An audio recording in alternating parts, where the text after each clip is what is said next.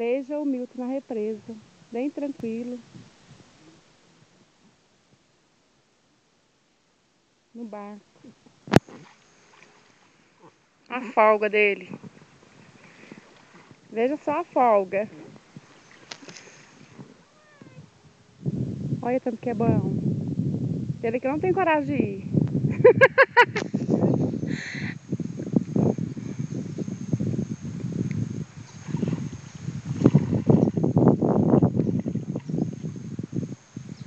Veja o lugar tanto que é lindo.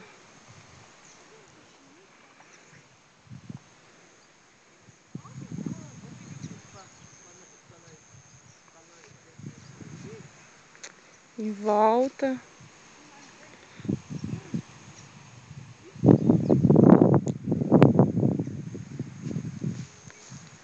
Veja só a folga dele dentro da represa. Tô tranquilo. Dá um tchau aí, Milton. Dá um tchau aí, eu não vi não.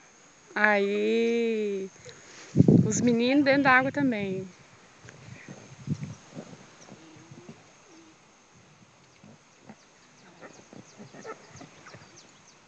Agora eu tô lá também.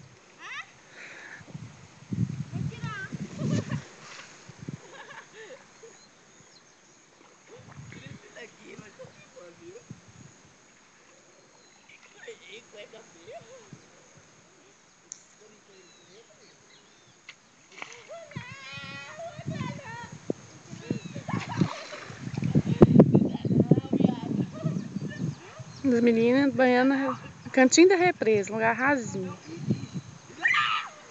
Olha só o escândalo do Danilo.